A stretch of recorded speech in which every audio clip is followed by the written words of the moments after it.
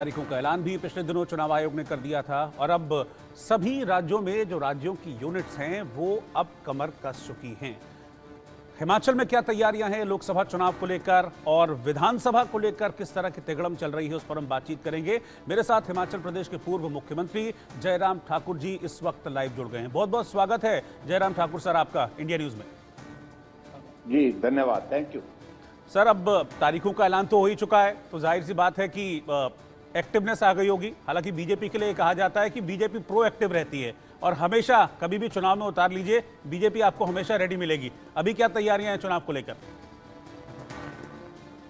देखिए, आप देख रहे हैं सारे देश भर में इस वक्त अगर चुनाव की तैयारियों की दृष्टि से देखें, भारतीय जनता पार्टी सभी दलों से आगे है और बहुत सारी सीटों पर पार्टी के कैंडिडेट्स अनाउंस हो चुके हैं।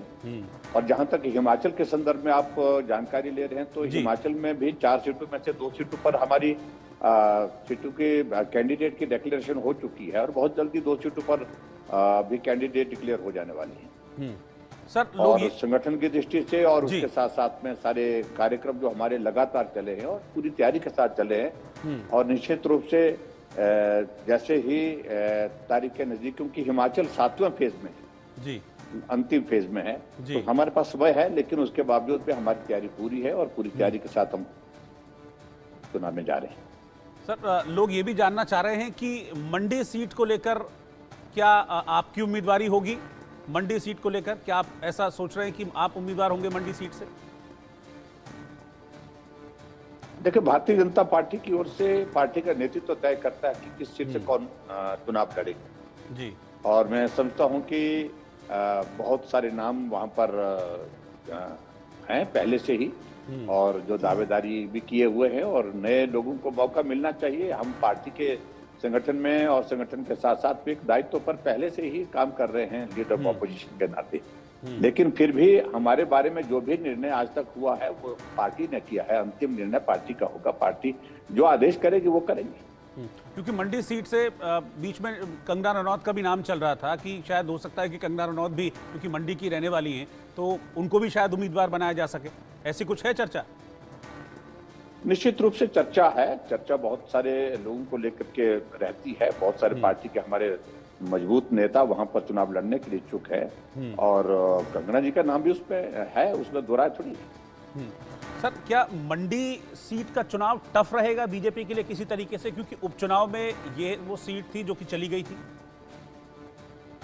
देखिए, वो अलग तरह की परिस्थिति थी उपचुनाव का, जब वीरभद्र सिंह जी की दुखद मृत्यु हुई थी और उसके तुरंत 2.5-3 महीने के बाद वो चुनाव आया था और उस कारण से वहां पर, क्योंकि वो उनकी रियासत का एक हिस्सा रहा है और उसके साथ साथ में दूसरा उस क्षेत्र से वो सांसद भी रहे हैं लंबे समय तक, तो बड़ा कद था, तो स्वाभाविक रूप से एक इम्पैक्ट उसका रहा। और 7,000 वोट देने के 4,000 वोट का अंतर है कुल मिलाकर के उसमें, इसलिए सारी चीज को लेकर के अब की बार वो स्थिति नहीं रहने वाली। यही सीट हमने जनरल इलेक्शन में 4,05,000 वोटों से जीती हुई है। 2014 में जीती, 2019 में हमने 4,05,000 वोट से जीती है और बड़ा मार्जिन के साथ जीती है। तो अब की बार भी इस सीट को हम बहुत बड़े मार्जिन के साथ जीतने वाले हैं, इसमें कोई बात नहीं है, कोई दो राय नहीं है। हिमाचल में 4 लोकसभा की सीटें हैं और चारों सीटों पर भाजपा की जीत होगी। क्योंकि प्रधानमंत्री मोदी ने ये लक्ष्य रखा है, टारगेट रखा है इस बार कि 400 पार, तो इस 400 पार में हिमाचल का योगदान 4 आउट ऑफ 4 रहेगा, ये आप कह रहे हैं? देखिए, बड़ी सीधी सी बात है, हमने 14 में भी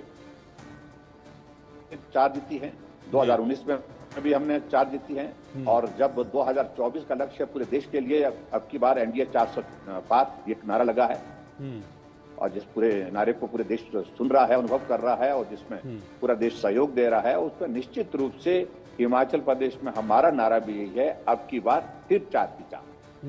सर लेकिन तब और अब में थोड़ी सी सिचुएशन डिफरेंट है। अभी स्टेट में कांग्रेस की सरकार है, क्या इस बात का कुछ इम्पैक्ट लोकसभा पर पड़ेगा क्या? नहीं, मुझे नहीं लगता इससे, क्योंकि कांग्रेस की सरकार नाम की कोई चीज है और नैतिक अधिकार हिमाचल प्रदेश में वर्तमान कांग्रेस की सरकार को सत्ता में रहने का है ही नहीं। वो अपना बहुमत खो चुकी है और हिमाचल प्रदेश में अभी आपने जो हालात देखे हैं जी कि 9 विधायक जो है वो जो कांग्रेस पार्टी की, जिसमें 6 और 3 निर्दलीय विधायक भारतीय जनता पार्टी में शामिल हो चुके हैं। छोटे से राज्य जहां पर 68 सीटें हैं, वहां पर इतना बड़ा राजनीतिक उथल पुथल हुई है, तो स्वाभाविक रूप से कांग्रेस के साथ कोई रहना ही नहीं चाहता है। और अब की बार आपने बजट सत्र के दौरान देखा भी होगा कि बजट पारित करने की स्थिति में नहीं थी कांग्रेस की सरकार। बजट उस सूरत में पारित हुआ जब हिमाचल प्रदेश में विधानसभा के अंदर विपक्ष के नेता सहित 15 भाजपा के विधायकों के सदन से निलंबित किया गया, सस्पेंड किया गया। 100 कमांडो के साथ उनको सदन से उठा करके बाहर फेंका, तब जाकर के बजट पारित हुआ। अगर बजट पारित नहीं होता तो सरकार गिर जाती। अगर हमें सस्पेंड नहीं किया जाता तो सरकार गिर जाती। तो आज हम इस तरह ही कह रहे हैं कि हिमाचल प्रदेश में कांग्रेस की सरकार को कोई भी नैतिक अधिकार सत्ता में रहने का है नहीं। इस बात को हम बड़ा स्पष्ट कह रहे हैं। और सरकार नाम की चीज ही नहीं है हिमाचल प्रदेश में, आज की तारीख पे ये स्थिति है। हाँ, जयराम जी, आप कांग्रेस की नैतिकता पर सवाल उठाते हैं, कांग्रेस बीजेपी की राजनीतिक शुचिता पर सवाल उठाती है कि देखिए इनका काम ही तोड़फोड़ करने का है, और अब आप देखिए हमारे विधायक जीत कर आए, हम सरकार चला रहे हैं, तो देखिए पार्टी में कैसे तोड़फोड़ कर रहे हैं। चाहे वो लोभ हो, लालच हो या सरकारी एजेंसियों का डर हो, ये डर दिखाकर ये लोग विधायकों को तोड़ लेते हैं। देखिए, इस बात को लेकर के कांग्रेस को इस बात को समझना होगा कि अगर ये परिस्थिति हिमाचल प्रदेश में अगर बनी है तो उसके लिए दोषी कोई और नहीं है, कांग्रेस की सरकार, कांग्रेस का नेतृत्व। जो विधायक विधानसभा के अंदर, विधानसभा के बाहर लगातार पिछले 14 महीने से बोल रहे हैं कि हमको जलील किया जा रहा है, अनदेखा किया जा रहा है, हमारी बात ना सुनी जा रही है ना मानी जा रही है। और वो लोग ये सब कहते कहते 14 महीने बीत गए। अभी राज्यसभा का चुनाव आया और राज्यसभा के चुनाव में कांग्रेस के 6 विधायकों ने कांग्रेस के पोलिंग बूथ पर बैठे पोलिंग एजेंट जो है, जो ऑथराइज एजेंट था उनको अपना वोट दिखा करके कहा कि 14 महीने से बोल रहे हैं, नहीं सुनी, अब हमारी ये सुन लीजिए। 14 महीने के बाद अपना वोट दिखा करके उन्होंने भारतीय जनता पार्टी के कैंडिडेट हर्ष महाजन जी को वोट दिया और वो जीते। तो कौन है इसके लिए दोषी? कांग्रेस की पार्टी की अध्यक्षा कह रही है कि हालात ऐसे हैं कि कांग्रेस का कार्यकर्ता वोट मांगने के लिए जा ही नहीं सकता है, कार्यकर्ता नाराज है। और उनका बेटा मंत्री है, उन्हें मंत्रिमंडल से त्यागपत्र दे रखा हुआ है।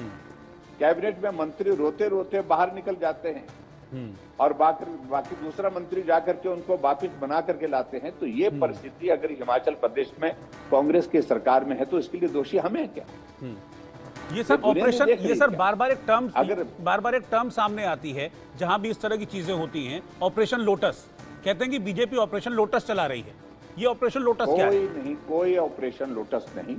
ये सिर्फ कांग्रेस का सरकार का काम करने के तरीके से नाराजगी का एक माहौल खड़ा हुआ है और बार बार नेतृत्व के सामने अपनी बात कहने के बावजूद जब नहीं मानी गई, नहीं सुनी गई, तो अंतिम निर्णय फिर उन लोगों ने करना है। अगर निराश होकर के आप कल्पना करिए, छोटे से 15 महीने के कार्यकाल में ही इतने नाराज हो गए विधायक।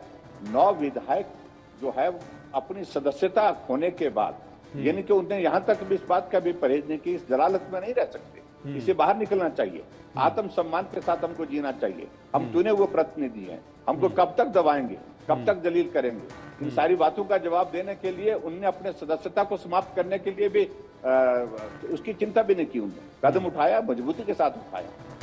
और लोकतंत्र में ये सारी चीजों को लेकर के मैं समझता हूं कि सम्मान होना चाहिए। चुना हुआ प्रतिनिधि है। और आज ऐसे तो कांग्रेस और कंफर्टेबल पोजीशन में आ गए ना सर। अभी तो 34 विधायक हैं उनके पास, अब टोटल नंबर में से तो घट गया, तो ऐसे तो अभी कंफर्ट पोजीशन में दिख रही है कांग्रेस फिलहाल। तो देखिए, 34 विधायक हैं, हाँ, लेकिन उनको इस बात को भी मानना पड़ेगा कि वो 34 नहीं थे, वो 40 कांग्रेस के थे, 3 निर्दलीय विधायकों का समर्थन भी उनको, वो 43 थे। और आने वाले समय में आप देखेंगे कि परिस्थितियां अगर इस प्रकार की रहेगी तो क्या परिणाम होंगे, मैं उस पर कुछ कहना नहीं चाह रहा हूं। लेकिन ये परिस्थिति हिमाचल प्रदेश में जो बनी है, ये कांग्रेस मतलब आप मुझे ब्रेकिंग न्यूज दे रहे हैं कि आने वाले वक्त में कुछ होने वाला है? नहीं, मैं ये नहीं कह रहा हूं, मैं ये कह रहा हूं कि ये हालात लगातार जो बने हुए हैं, इसका खामियाजा कांग्रेस को भुगतना पड़ेगा, कांग्रेस के नेतृत्व को भुगतना पड़ेगा। इस बात को उनको मानना पड़ेगा। लोकसभा चुनाव से पहले या लोकसभा चुनाव के बाद? देखिए, इसमें कोई वक्त निर्धारित नहीं होता है कुछ चीजों के लिए। मैं यही कहूंगा, सिर्फ इतना ही कहूंगा कि कांग्रेस के काम करने के तरीके से ये हालात बन गए हिमाचल प्रदेश में कि चुने हुए प्रतिनिधि ने अपनी सदस्यता समाप्त करने के लिए अर्जी दे दी, हमें यहाँ से मुक्त किया जाए, और हम इस तरह के हालात में नहीं रहना चाहते हैं। नरेंद्र मोदी जी के नेतृत्व पर विश्वास, उनकी नीतियों पर विश्वास, उनको मजबूत करना आज की तारीख में हमारी आवश्यकता है, ये देश की आवश्यकता है। इसमें अपना कंट्रीब्यूशन देने के लिए उन लोगों ने कहा कि हम ये सर मैंने आपसे एक्चुअली इसलिए पूछा क्योंकि आप ही ने अभी कहा था कि भाई लोकसभा के साथ साथ हिमाचल में भी बीजेपी की सरकार बन जाएगी, तो इसके लिए क्या कुछ चल रहा है, तैयारी चल रही है? अभी जो ये चुनाव है, इन चुनावों में अगर ये चुनाव जो लोकसभा का जनरल इलेक्शन आ रहा है उसके 7 तारीखें तय होती है, हालांकि 6 विधानसभा क्षेत्र के तो उपचुनाव तय हो गए हैं। अगर ये सारे चुनाव उसके साथ होते हैं तो निश्चित रूप से परिणाम बदलेगा, सरकार बदलेगी। अच्छा, मतलब कांग्रेस को डरने की बात नहीं है, कोई तोड़फोड़ की योजना तो नहीं है ना, जिस बात का कांग्रेस हमेशा सब डर जाहिर करती है। कांग्रेस कहती है कि भाई ये लोग तोड़फोड़ करके सरकार बनाते हैं। अगर ये उपचुनाव जो है लोकसभा के चुनाव के साथ हो तो तोड़फोड़ करने की जरूरत नहीं, हम बहुमत हो जाए। अच्छा, मतलब आप कॉन्फिडेंट हैं कि सभी सीटों पे जीत जाएंगे?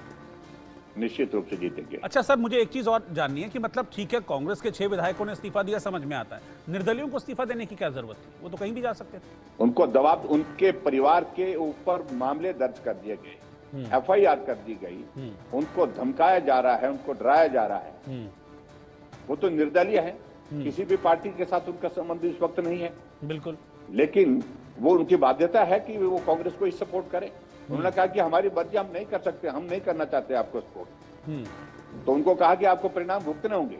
उनके परिवार के लोगों के ऊपर मामले दर्ज किए, उनके बिजनेस व्यवसाय सारे बंद कर दिए, ताले लगा दिए। ऐसी सूरत में आखिरकार कांग्रेस के नेता क्या चाहते हैं, क्या करना चाहते हैं? डरा करके, धमका करके जनप्रतिनिधियों को इस तरह से दबाव में डाल करके सत्ता को बनाए रखना चाहते हैं। उन्होंने कहा कि अगर हमारे परिवार के ऊपर, लेकिन सर राहुल गांधी तो कहते हैं, राहुल गांधी जी तो ये कहते हैं, तो हम ये कदम उठाने के लिए तैयार।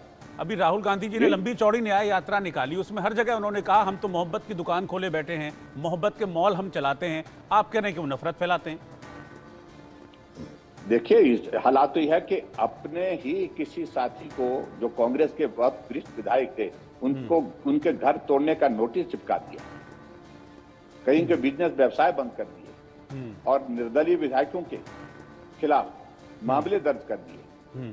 और इस प्रकार से लगातार ये सिलसिला चला हुआ। इसलिए उन्होंने कहा कि अब लड़ाई है तो इस लड़ाई को लड़ेंगे, खुलेआम लड़ेंगे। उन्होंने कहा सबसे पहले हम जो है उस विधानसभा से हम त्यागपत्र देते हैं, हम चुनाव लड़ करके भारतीय जनता पार्टी को सहयोग देने के लिए, नरेंद्र मोदी जी को मजबूत करने के लिए पहले काम करेंगे, उसके बाद आगे की बात आगे करेंगे। लेकिन सर मैं ये समझना चाह रहा हूं आपसे कि कोई सरकार, या आपका इशारा मुख्यमंत्री सुक्खू जी की तरफ है, तो कोई मुख्यमंत्री अपने साथी विधायकों या मंत्रियों के साथ ऐसा क्यों करेगा? क्या कोई डर है उनके विधायकों और मंत्रियों के बीच में सीएम सुक्खू का?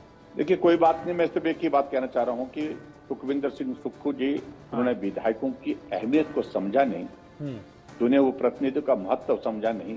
अब जब सरकार गिरने की नौबत पे आ गई है, अब विधायकों को 20-20 सुरक्षा कर्मचारी दे रखे हैं, रात के 3-3, 4-4 बार गाड़ियां भेज करके उनको, उनकी निगरानी कर रहे हैं कि वो है ना, कि चले तो नहीं गए कहीं। तो इस बात की परिस्थिति हिमाचल प्रदेश में बनी, अब उनको अहमियत का मालूम पड़ रहा है। तो इस तरह मैं कहना चाह रहा हूं कि जो जनप्रतिनिधियों के साथ व्यवहार हुआ है वो सचमुच में दुर्भाग्यपूर्ण है। मैं इतना ही कहना चाहता हूँ। सर कांग्रेस के कुछ और विधायक आपके संपर्क में हैं कांग्रेस के? नहीं, मैं इस बारे में कुछ नहीं कहूंगा। ऐसा विधायक सब मिलते रहते हैं, बातें होती रहती हैं, इस तरह की बात हमारी कोई। बस सर 2 छोटे-छोटे सवाल और हैं, एक आपका हिमाचल का ही और एक राष्ट्रीय परिप्रेक्ष्य में। एक सवाल यह है कि आपने अभी कहा था कि 3 मंत्री कांग्रेस के लगातार बागी विधायकों को फोन कर रहे हैं कि भाई वापस आ जाओ, वापस आ जाओ। कौन है वो? देखिए, मैंने मंत्री कहा है, आप ढूंढिए, तलाशिए, नाम लेने की जरूरत पड़े के बाद में देंगे उनका नाम। लेकिन तीनों मंत्री संपर्क कर रहे हैं कि आप वापिस आइए, और वापिस आकर के हम आपको मंत्री बना देंगे, आपको सम्मान देंगे। कहीं को कहा कि आपको चुनाव लड़ाना होगा, दोबारा चुनाव लड़ा देंगे, आपको बहाल कर देंगे। ऐसी बातें, बहुत सारी चीजें कह रहे हैं, एक करता है फिर उसके बाद दूसरा करता है, फिर तीसरे करते हैं। इस प्रकार की परिस्थिति चल रही है कि हिमाचल प्रदेश में लोकसभा के चुनाव के बाद सुखविंदर सिंह सुक्खू मुख्यमंत्री नहीं रहेंगे। ये पार्टी की हाईकमान ने तय कर दिया है, ऐसा वो बताते हैं। अब हम तो उनकी बातों का जिक्र कर रहे हैं, जिस तरह की बातें वो कर रहे हैं, लेकिन मैं ये कह रहा हूं कि हालात ऐसे बने हैं हिमाचल प्रदेश में जिसके लिए हम जिम्मेवार नहीं है। जिम्मेवार है तो कांग्रेस के ही नेतृत्व की कमी है। सर एक आखिरी सवाल, देश में ऐसा पहली बार हो रहा है कि देश में एक चुना हुआ मुख्यमंत्री पुलिस कस्टडी में रहने के बाद, जेल जाने के बाद भी इस बात पर अड़ा हुआ है, उनकी पार्टी इस बात पर अड़ी हुई है कि ना मैं इस्तीफा दूंगा और मैं जेल से सरकार चलाऊंगा। इस पर आपकी टिप्पणी क्या है? आप भी मुख्यमंत्री रहे। देखिए, बहुत ही दुर्भाग्यपूर्ण, एक पार्टी जो भ्रष्टाचार के खिलाफ लड़ाई लड़ते हुए जन्म लेकर के हमारे सामने आई थी और भ्रष्टाचार को समाप्त करना एक सबसे बड़ा मुद्दा उनका था, और उस मुद्दे पर जाकर के आगे बढ़ते बढ़ते छोटी सी ही आयु में भ्रष्टाचार में ही डूब करके समाप्त हो गए। आज पूरा आम आदमी पार्टी का नेतृत्व जेल की सलाखों के पीछे है, और वो मुख्यमंत्री जो चिल्ला चिल्ला करके कहते थे कि मैं कट्टर ईमानदार हूं, उस परिभाषा को अब लोग जो है वो बयान कर रहे हैं। क्या परिभाषा है?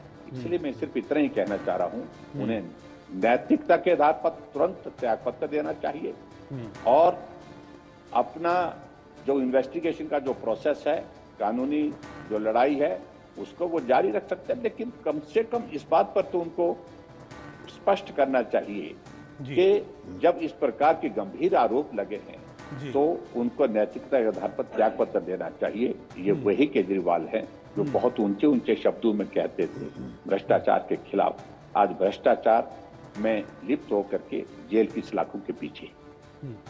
ठीक है, thank you sir. Jairam Thakur ji, बहुत बहुत शुक्रिया, आपका साथ जुड़े, वक्त निकाला, थैंक यू वेरी मच।